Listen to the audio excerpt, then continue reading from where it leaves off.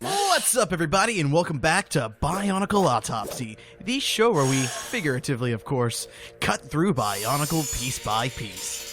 In the wake of New Year's, we have now finally been ushered into the year of 2015, and with that comes a new wave of sets from our favorite toy company.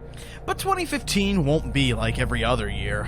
No, 2015 will bring to us something very, very dear to our hearts, and I'll tell you right now, it's not another wave of Hero Factory.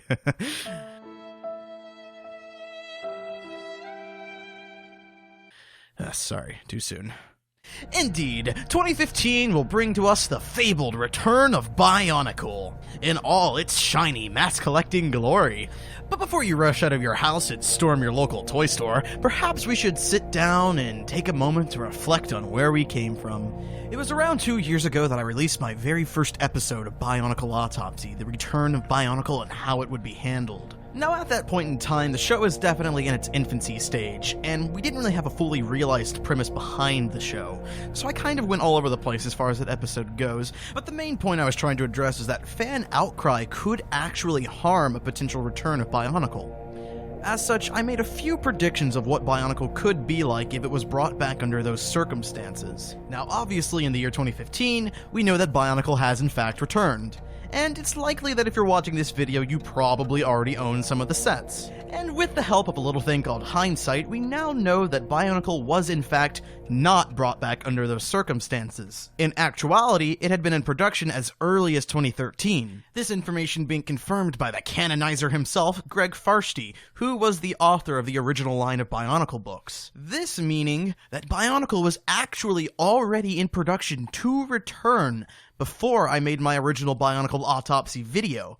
This also means that Greg Farshtey did in fact know that Bionicle was going to return when we interviewed him back in 2013. Basically, what all this means is that original Autopsy video I made, completely irrelevant. So, just chuck that in the trash bin with any of your Hero Factory sets, and we'll just...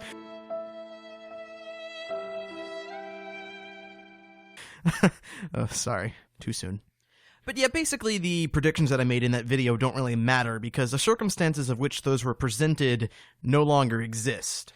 However, if there was anything that video might have gotten right, it was mostly that spamming LEGO with Bring Back Bionicle campaigns really had no effect over Bionicle's return. It was something that was kind of already planned to begin with. So, yeah.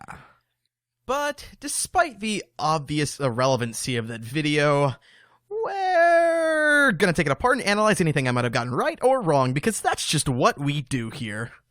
You know, for funsies.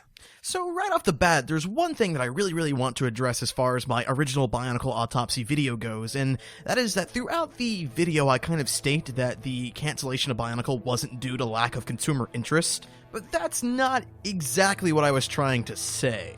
See, the context of this video is that it was actually created in response to a Bring Back Bionicle campaign that was started by BioTuber iBionicle. The basic point behind this campaign in particular, and many other Bring Back Bionicle campaigns like it, was that it would create a face for the Bionicle community.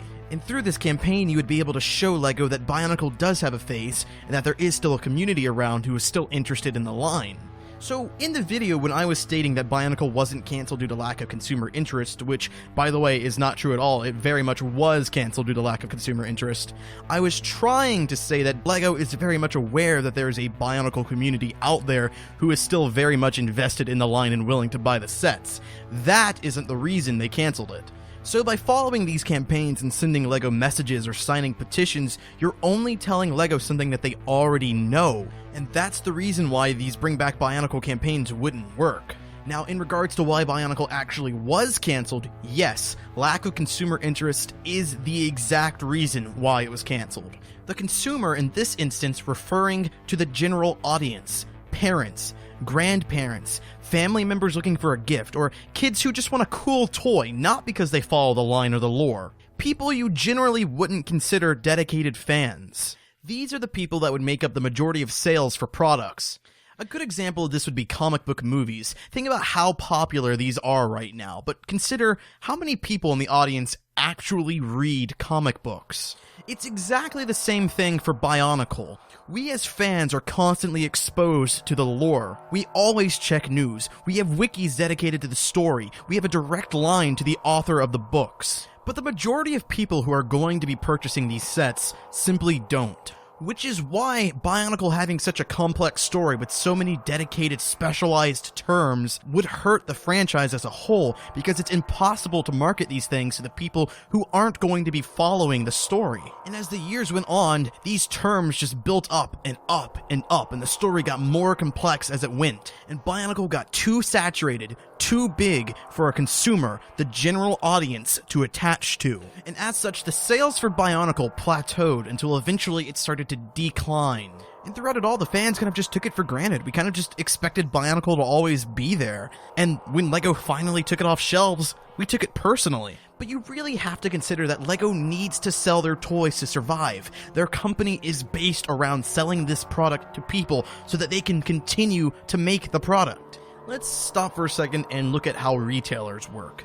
Generally speaking, most stores such as Walmart, Target, Toys R Us, or really any place that would stock these sets, purchase their product from a source in bulk. This means that a store has a large quantity of supplies so that they can disperse it to a large number of consumers. The source where they get these supplies is generally the company in charge of production, in this instance, LEGO. So say that you're a consumer looking to get the newest BIONICLE sets. So you head over to your local toy store, Toys R Us for example, and when you purchase the sets, that money goes to Toys R Us, not LEGO. And Toys R Us keeps it. Unless, of course, there's a tax, in which case that extra money is sent over to the government. So you may be wondering how LEGO makes money. Well, Toys R Us, being a retailer, understands that they're going to have large numbers of consumers coming in to buy the sets. So they give money to LEGO, and in turn, LEGO sends a giant box filled with tons and tons of BIONICLE. And then Toys R Us will take the box, move the sets from the box to the shelf so that you can see it, purchase the sets, and give them the money that they lost getting them. But if you, the consumer, decides that you don't want the sets, then the sets remain on the shelves, and the retailer, Toys R Us, doesn't make that money back. Meaning Toys R Us is actually losing money by buying the sets. So what does Toys R Us do? They stop buying them. And this is what happened to BIONICLE. BIONICLE's sales were declining, people stopped buying them, retailers stopped stocking them, and LEGO wasn't able to continue making them. But you may be wondering why LEGO decided to cancel BIONICLE while it was still popular. Sure, BIONICLE may have been declining in sales, but it was still making money. Well, think about it. We love BIONICLE.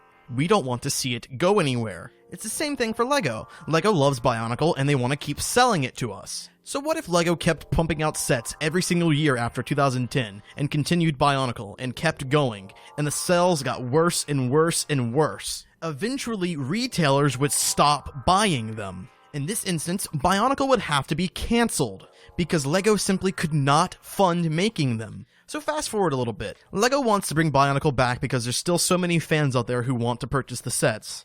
But they can't because retailers refuse to buy the sets in bulk anymore, because the last time they did it, they weren't selling. In this instance, LEGO would not be able to bring BIONICLE back even if they wanted to. So how do we keep this from happening? How do we stop BIONICLE from dying permanently?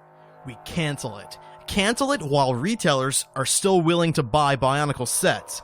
That way, LEGO can go back, reimagine BIONICLE, fix the things that are wrong with it, and then put it back on shelves so that retailers can continue buying it and the consumer can continue consuming it.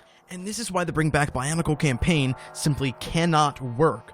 Because BIONICLE wasn't cancelled because of the fans. So the fans showing that they still want to buy the sets won't change anything. It's the consumer and it's the retailer that LEGO needs to convince. Otherwise, they're going to have to cancel BIONICLE, and they're going to have to cancel it permanently. Thankfully, LEGO is one of the most successful toy companies in the world, and they know what they're doing. And because of them, not because of fan involvement, BIONICLE is back in 2015 for us to purchase. However, thanks to the fans, LEGO doesn't have to start all the way over. There's still a community, there's still people willing to follow news, explore the lore, and contribute to BIONICLE in ways that LEGO can't. And in this instance, the community definitely kept BIONICLE alive. Because of the community, BIONICLE was never truly cancelled.